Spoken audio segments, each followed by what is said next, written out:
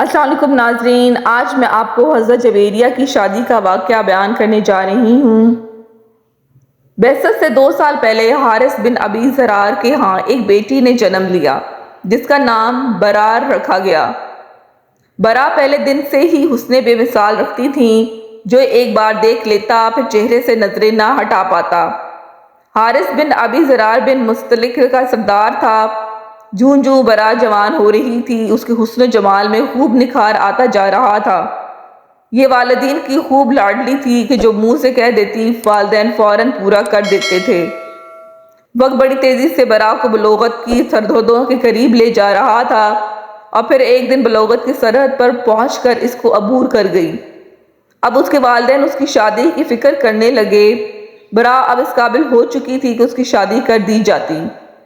انہی دنوں ایک روز جب حارث بن زرار اور اس کی بیوی دونوں آپس میں بیٹھے یہی بات کر رہے تھے، قبیلے کا ایک مشہور شخص صفوان آ گیا ہے، جس نے ان سے برا کو اپنے بیٹے مصافہ کے لیے مانگ لیا۔ دونوں ماں باپ اس پیشکش پر بہت خوش ہوئے اور انہوں نے فوراً یہ رشتہ برا کے لیے قبول کر لیا اور جلد ہی برا اور مصافہ رشتہ ازواج میں منسلک ہو گئے۔ کچھ عرصہ تو یہ دونوں بہت خوش و خرم زندگی گزارتے رہے، مگر ایک رات برا اپنی خوابگاہ میں آرام کر رہی تھی کہ اس نے دیکھا یثرب کی طرف سے چاند نکل چلتا آ رہا ہے، یہاں تک کہ وہ اس کے قریب آیا اور اس کی آغوش میں اتر گیا۔ برا نے اتنا ہی دیکھا تھا کہ فوراً اس کی آنکھ کھل گئی۔ وہ خواب کے بارے میں سوچنے لگی، اس خواب کی تعبیر کیا ہو سکتی ہے؟ یثرب میں تو اس وقت محمد صلی اللہ علیہ وسلم کا دین عروج پر ہے، تو کیا یہ چاند محمد صلی اللہ علیہ وسلم ہے؟ نہیں، ایسا نہیں ہو سکتا۔ میرا شوہر، میرے والدین اور میرے قبلہ تو محمد صلی اللہ علیہ وسلم کا بہت بڑا دشمن ہے، یہ کیسے ممکن ہے؟ برا نے اس خواب کا ذکر کسی سے نہ کیا، مگر نہ جانے دل میں اس خواب کی کیا تعبیر لی اور مسکرا دی۔ جب اگلی صبح اٹھی تو چہرہ جیسے پہلے سے بھی زیادہ حشاش بشاش تھا۔ برا کے شوہر مصافہ نے پوچھا، کیا بات ہے، آج تم خلاف معمول خوش نظر آ رہی ہو؟ برا نے شوہر کو اصل حقیقت نہ بتائی، بات کو ٹال دیا۔ انہی دنوں برا کے والد حارث بن زرار نے مدینہ پر یلغار کی نیت سے تیاریاں شروع کر دیں۔ وہ اور اس کی قبیلہ مسلمانوں کی بڑھتی ہوئی طاقت کو کسی صورت قبول نہیں کر سکتے تھے۔ بس جیسے ہی انہوں نے جنگ کی تیاریاں شروع کی، اس کی خبر پیغمبر آخر زمان حضرت مصطفیٰ صلی اللہ علیہ وآلہ وسلم تک بھی پہنچ گئی۔ آپ صلی اللہ علیہ وسلم نے قریباً 1000 کے مجاہدین کے لشکر کے ساتھ بنی مستلق کی طرف کوچ فرمایا، اور اس سفر میں آپ صلی اللہ علیہ وسلم کے ہمراہ ام المومنین حضرت عائشہ اور حضرت ام سلمہ بھی تھیں۔ دوسری طرف حارث بن زرار اور اس کے قبیلے کو جو ہی پیغمبر اسلام کے لشکر جریر کی خبر ملی تو انہوں نے راہ فرار اختیار کرنے میں ہی عافیت سمجھی، مگر قبیلہ میں موجود چند افراد نے صفیں باندھی اور مسلمانوں پر تیروں کی برسات شروع کر دی۔ انہوں نے خوب ڈٹ کر مقابلہ کیا، لیکن لشکر اسلام کے سامنے زیادہ دیر قائم نہ رہ سکے اور میدان چھوڑ کر بھاگ کھڑے ہوئے۔ ان کے 10 لوگ واصل جہنم ہوئے، جن میں برا کا خاوند مصافہ بن صفوان بھی تھا، اور 2000 اونٹ، 5000 بکریاں مال غنیمت میں ملی، اور 200 گھروں کے کم و بیش 600 مرد، عورتیں اور بچے اسیر ہوئے، جن میں اہم ترین شخصیت رئیس قبیلہ کی بیٹی برا بھی تھیں۔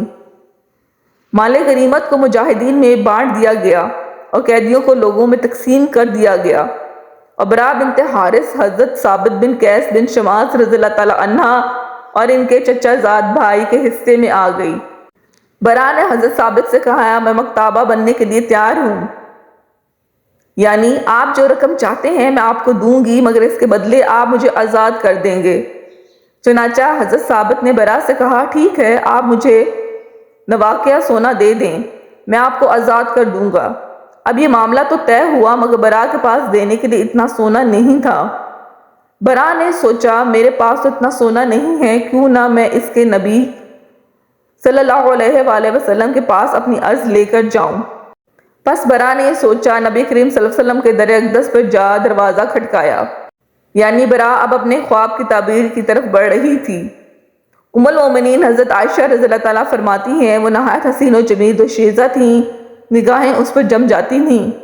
جب وہ حضور صلی اللہ علیہ وسلم کے پاس اپنی قسطوں کی ادائیگی میں مدد لینے کے لیے آئی اور جب وہ ہمارے دروازے پر آ کھڑی ہوئی تو مجھے بہت بری لگی، کیونکہ مجھے یقین ہو گیا کہ رسول اللہ صلی اللہ علیہ وسلم جب اسے دیکھیں گے تو آپ کو بھی وہ چیز ضرور دکھائی دے گی جو میں نے دیکھ لی ہے۔ چنانچہ وہ کہنے لگی، اے اللہ کے رسول، میں حارث کی بیٹی برا ہوں، میرا معاملہ آپ صلی اللہ علیہ وسلم سے پوشیدہ نہیں، یعنی میں فتوحہ قبیلہ کے قیدیوں میں آئی ہوں۔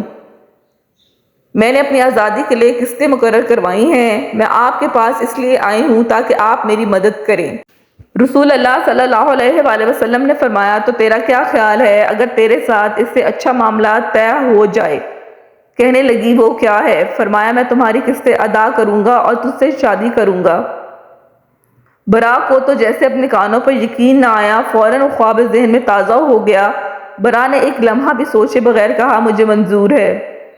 حضرت عائشہ فرماتی ہیں، جب لوگوں کو پتہ چلا کہ حضور نبی کریم صلی اللہ علیہ وسلم نے برا سے شادی کر لی ہے تو برا کے قبیلے کے جتنے بھی مرد و خواتین غلام تھے سب کے سب آزاد کر دیے گئے، اور صحابہ کرام کہنے لگے، یہ تو رسول اللہ صلی اللہ علیہ وسلم کے سسرالی رشتہ دار ہیں، یہ غلام نہیں ہو سکتے۔ پھر حضرت عائشہ فرماتی ہیں، تو ہم نے اپنی قوم کے لیے اس خاتون سے زیادہ کوئی بابرکت خاتون نہیں دیکھی جس کے سبب بنو مستلق کے سینکڑوں گھرانوں میں رہنے والوں کو آزادی ملی۔ یعنی رسول اللہ صلی اللہ علیہ وسلم کے ہر عمل کے پیچھے کیا راز پوشیدہ ہے، یہ اللہ اور اس کا رسول ہی بہتر جانتے ہیں۔ ناظرین، یہ برا کون تھیں؟ آج اس برا کو زمانہ ام المومنین حضرت جویریہ بنت حارث رضی اللہ تعالیٰ عنہ کے نام سے جانا جاتا ہے۔ ایک دوسری روایت میں ہے کہ آپ کے والد حضرت حارث بن زرار نے بھی اسلام قبول کر لیا تھا، اور رسول اللہ صلی اللہ علیہ وسلم نے آپ کے والد کو حضرت جویریہ رضی اللہ تعالیٰ عنہ کے لیے نکاح کا پیغام بھجوایا تھا۔ برا کا مطلب نیکی و احسان ہے، لیکن اس لفظ کے استعمال سے منفی معنی بھی نکلتے ہیں۔ بقول حضرت برا بن عازب رضی اللہ تعالیٰ عنہ، حضور نبی کریم صلی اللہ علیہ وآلہ وسلم اس نام کو مکروہ جانتے تھے، اور اسی بنا پر برا کا نام بدل کر جویریہ رضی اللہ تعالیٰ عنہ رکھ دیا گیا۔ اس کے بعد حضرت ام المومنین جویریہ رضی اللہ تعالیٰ عنہ کے تمام بہن بھائی بھی دولت اسلام سے مالا مال ہو گئے تھے۔ سیدہ عائشہ فرماتی ہیں، جویریہ رضی اللہ تعالیٰ بڑی شیریں، موزوں، اندام، ملی اور صاحب حسن جمال عورت تھیں۔ جو کوئی دیکھتا فریضہ ہو جاتا۔ ظاہری حسن جمال کے علاوہ آپ باطنی حسن سے بھی مالا مال تھیں۔